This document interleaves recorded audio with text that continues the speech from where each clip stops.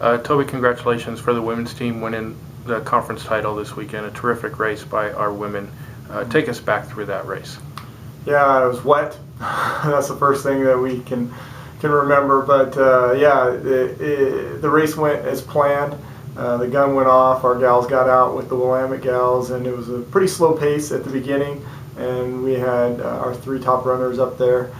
And the race basically unfolded the way we wanted. We wanted our top 3 up in the top 5, which they were, and then we wanted the rest of our depth just to come through. And we ended up having 9 girls in the top 18, and we had enough in front of their gals that we ended up winning.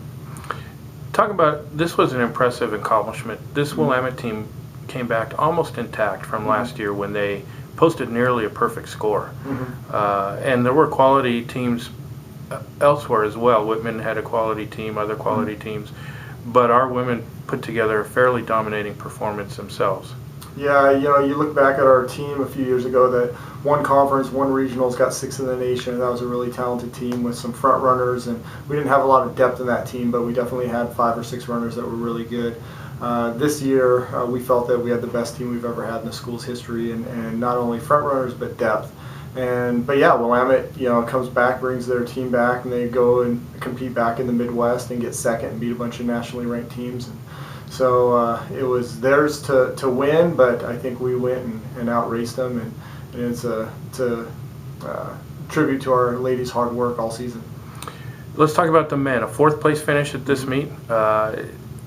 Is that where you had hoped, where you had expected? What are your thoughts on that outcome? Yeah, we were hoping for a top 3 finish. That was the goal going into the year, but we also knew that this was a better team this year, but the conference had gotten better. UPS had gotten a couple new people, and so they were better, and Whitman's been continuing to get better every season. So breaking into that top 3 of Willamette, UPS, and Whitman was going to be tough.